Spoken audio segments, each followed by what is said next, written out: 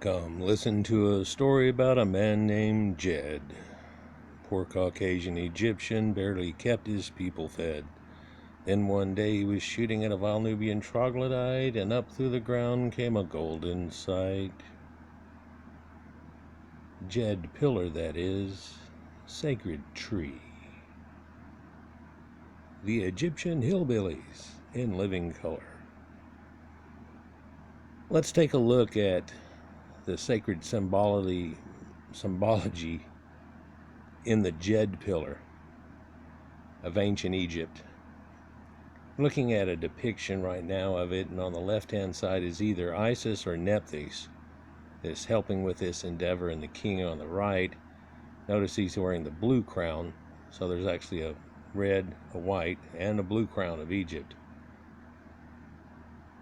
But also notice that she's real pale, and yet he's red all over. And red ochre is a symbolic artistic expression which can be found in the Greeks and Minoans, Etruscans, Mitanni, people all over the Mediterranean and Near East at the time. And women, of course, are shown more pale. This is one of the symbologies that come out of agriculture, where once it gets going to a good point, women don't have to be in the sun as much. And so they would be less tan. Of course, at this time, they're putting red ochre on their bodies and helping with a sunblock effect, because it actually is a good sunblock. But the women at this time are also taking a calcite powder and keeping themselves more fair and powdered. And that led all the way through modern times, and people see it through, them wearing wigs like they did here, but also powdering themselves all the way through Elizabethan times up until a modern time. And in fact, women still go and powder their nose. They don't want to have a greasy appearance to themselves or whatever, powder their nose. But we also know that that's about women talking about the men that they're with, usually if they go to the bathroom together, and there's other connotations to go with that. But of course, that's not what this video is about. So let's look at this symbology and go a little deeper into this Djed pillar that you see here. It's got the twin feathered crown that's on top of it. Sometimes it has that, solar disk, and so on. Has these 4 levels that are into it that makes it almost look like a transformer that you'd see up on a power pole. And of course, there are connections that show this with arms spread out, and in Dendera it shows holding what people have called a light bulb, which whenever that's connected here, and they've got this idea of this transformer pole, it tried to show a depiction of something else people have made connections with. But though it has 4 separate depictions, there's really 5 declamations of the thing. And a lot of people have made connections to the chakra zones of the body. This also is really just a representation of the sacred tree. But then again, we all have that tree inside of us, as we talk about, and that does have to do with the chakra somewhat. And there are a lot of connectives, and this is very deep, but also at the very first of Egypt, and an ancient tale and mythology that brings about one of the creation myths that we know about. So let's look at the sacred symbol of the Djed pillar. Hieroglyphics play an important role in understanding ancient Egyptian culture. One of the most commonly found and mysterious hieroglyphic symbols is known as the Djed symbol. With the appearance of a pillar and 3 or more crossbars, there have been several theories as to the meaning of this enigmatic symbol and what it represents to the ancient Egyptians who used it so frequently. The Djed symbol has the appearance of a vertical shaft or pillar, and it usually had 4 horizontal bars near the top with a series of vertical lines between each bar, and it also had 4 bands around the neck of the shaft beneath the first of the horizontal bars. Sometimes it's topped with a capital, and that's like a tree topper type thing. But if you look at all the pillars that they have inside the temples and so on, quite often they have a plant topper on the top, whether it looks like a poppy or a palm or different forms that they have of them. That's a capital that's on top of it. So here we have a depiction here of these people that are next to it. They have that striping that's on their bodies too, but if you notice, these are actually Ankh people. And it does make a connection to the ancient people of the Libyans and so on, and their god Tanit, and the way that it looks like a female. In fact, I've done a video before showing you that the males look like a male in a bathroom symbol that we still use today, like an emoji, and the females wearing a triangular pyramid style dress, if you will, and showing you that. So here we show two ankhs that are next to this pillar of life, very much like a tree of life. And I know in Egyptians we see symbols of tree of life too, but that has to do with Osiris and rebirth, and so does this Djed pillar. And this actually comes from a person who actually was alive at one time. Many believe the Djed symbol is a symbol of the god Osiris, specifically his spine.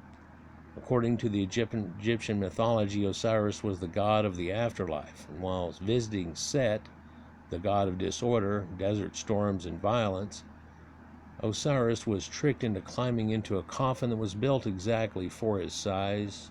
Many people know about this story. He was quickly suffocated, and then the coffin was cast into the Nile, where it eventually floated down the Nile, and the coffin washed up on the shores of Byblos, way up in Syria. So it made it out on the Mediterranean, then washed up there. But then a sacred tree apparently rapidly grew around the coffin, encasing the coffin within its trunk. Now there are people just north of there and all west of there that were making coffins for people out of a solid tree and hollowing it out like a canoe, sealing it up somewhat. But later they were leaving it open and making boats and casting people off in that type situation, which this boat to heaven really has connectives to Egypt and all of these people that were boating there. We've shown that quite a few times just this year. So the king of the land, unaware of the presence of the coffin, was in awe of the tree's quick growth, and he ordered it cut down and become a pillar in his palace. All the while, Osiris's wife, Isis, that we know of, has been searching for him. She came to learn that his body was contained inside the pillar. She became close with the king and queen, and whenever they granted her a boon or a favor, she requested this sacred pillar that was in their palace, and upon being granted the pillar, she removed Osiris's body and consecrated the pillar, and it's been since called the Pillar of the Djed. That's a strange connection, and a lot of people say, well, this has to do with the fact that Egypt, right at their founding, started running out of wood, and everybody really across the Fertile Crescent was relying on sacred cedars from this area. And so it's a myth of connection in that way too. But others notice that it's if it was inside of their sacredness, and then that idea of a rebirth, it gets shipped into here, and it's from the two different places, it makes another connective, doesn't it? They both have this myth, and in fact, not too much later than this point, there's another myth of a dying and resurrecting God that comes out of this same area. Well, actually, if you've looked at my videos, there's quite a few of them that come out of this area. Some of them, they're actually the same myth retold over and over again. But that's all pagan, isn't it? But then again, pagan just means farmer, really, or agriculturist. So this Djed pillar and this regrowth, and it has to do with trees and sacred trees, so there's a little difference in there. And so here we see the Djed pillar, and on the top of it is an ankh with a cross onto it, and it's got those extra arms that sometimes are shown on the pillar that hold up that light bulb that we've talked about. It on the sides, it's flanked with baboons, which are worshiping the sun. Easily being able to show you what this was, but that's all on top of a Djed pillar, and this is Isis and Neptunes, and these are the goddesses that re-got, in this version of the Osiris myth, got the body back together and put it back in and made the sacred Djed pillar. And here's the whole concept of that. The sun disk of God Ra is raised into the sky by an ankh sign signifying life, and Djed pillar signifying stability, and the god Osiris, while adored by Isis, Neptunes, and baboons. The motif symbolizes rebirth and the sunrise, which happens every day. And then the sun goes through a whole thing where it dies and comes back every year. We have that as the winter solstice on 25th of every December. That's coming up here. But they also had a ceremony that they did on the 25th of one of their months, which corresponded to their same type of ideal in this rebirth. In their situation, some of them go with the Nile, but it's odd, but their springtime really was in their fall because of how the Nile gets water and erupts and makes what you would think of as spring showers and the eruption of the Nile. So according to others, the Djed pillar is also a fertility pillar made from or surrounded by reeds, and trees are sheaths. And in fact, there are some that believe the original concept of a Djed pillar before this was going on, up to thousands of years before, was a bundle of reeds, and which is usually held with 3 or 4 binds, and that showed that symbology that collects, that goes along with it. As Egypt was a treeless land, this may represent the importance of the trees that were imported from Syria, so this is that sacred Lebanon cedars. This also ties in with the story of Osiris, where his body was encased within the trunk of a tree. Other accounts associate the Djed with the falcon god of the Memphite necropolis, Sekher, so very much like a Horus-type character. Then, with the Memphite patron god of craftsmen, Ptah, who is said to have been a creation god. So see, we have this duality that goes in that too, and the creation god has a rebirth thing that happens later. I swear I've heard something like that before, but it's in a different way, isn't it? Slightly.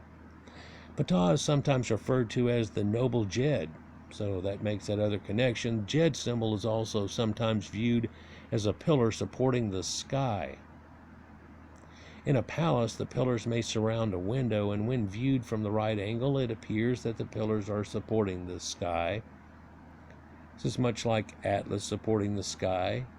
The concept, whenever you see inside of these sacred tombs and temples, all of these pillars that are on top, which have the capital tops on them, but a lot of times they have stars and things on the top of that, and it's really meant to be holding up the sky.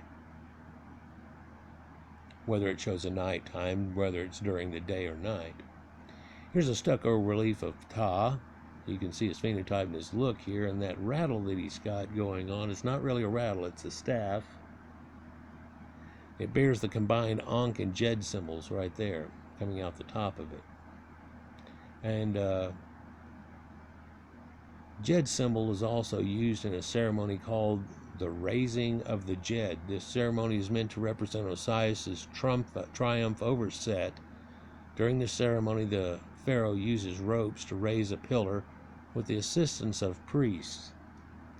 Set is known to be a red-headed god, and of course Desheret, this signifies the red desert. And Deshur means red, but that's where we get the name desert from. A lot of people say, oh, well, let's see, he's the bad guy, he's this, that, and the other. He's a yin and yang of the day that makes it happen, actually. If you really get deep into it, he's actually the only reason that Horus ever makes it around the world during the nighttime, for he's the only one that can withstand the hypnotic gaze of the snake Apep and get him through it. Without them, the next day wouldn't happen. This is what's signified by that. So it hypnotizes people somewhat, so you think about the Jungle Book and the way he does it.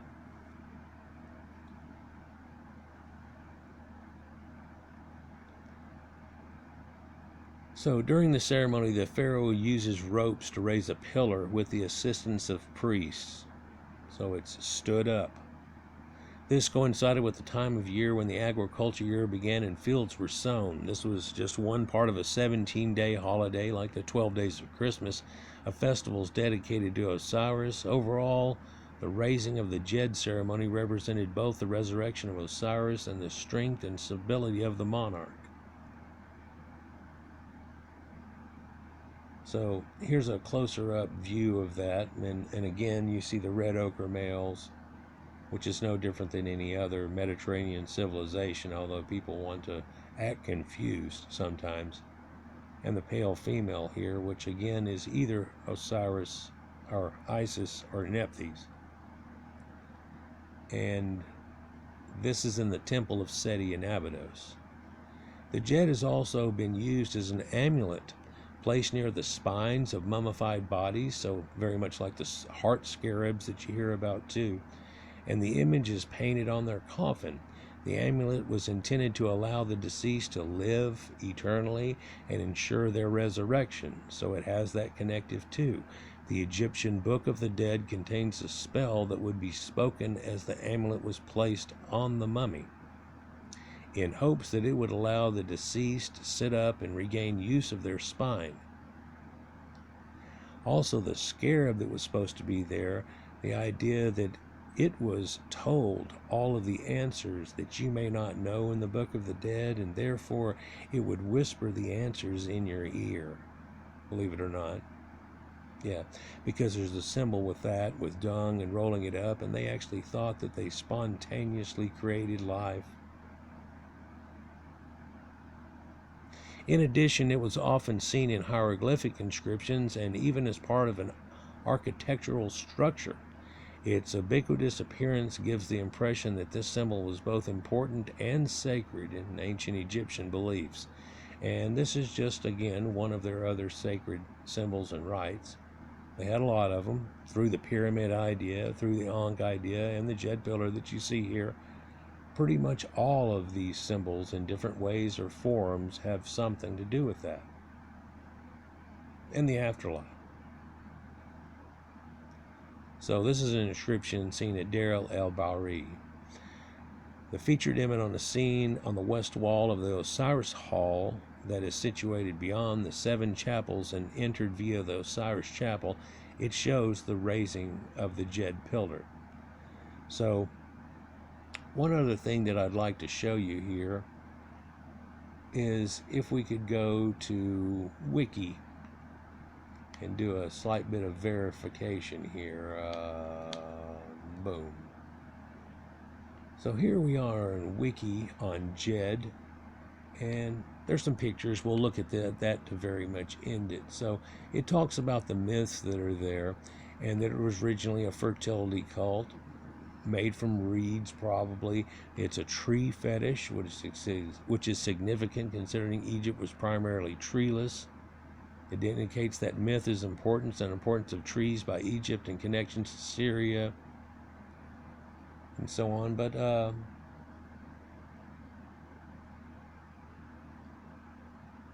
few researchers have shown and speculated that the Ankh Djed was the symbols of biological basis derived from the ancient cattle culture, linked to the Egyptian belief that semen was somehow created in the spine and was spinal fluid, a fluid of life. So the Ankh symbol is thoracic vertebrae of the bull as seen in a cross section, or a sire. Djed symbol of stability based on sacrum of the bull's spine. There was a scepter and the symbol of power of dominion, a staff featuring the head and tail of the god Set. Great of strength was he. So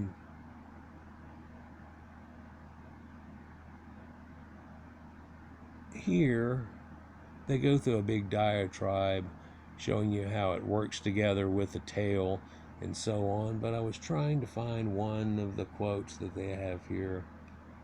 They used to have a whole apparently a dance that went on with it, raised hands and foot swinging in the air and movements of a dance. The relief also depicts men involved in a boxing match and a stick dance, sports and dances which still can be found in Egypt today. But here it is. A poem describing Isis and Neptunes' search for Osiris was added to the ceremony of the dead On the 25th day of Koak and at Osiris Temple in Abydos, these reenactments are described as involving hundreds of priests and priestesses in the roles of gods and goddesses with 34 reed boats carrying the gods. A sculpture of Osiris is made with an elaborate chest. It's made out of wood, like they did, right?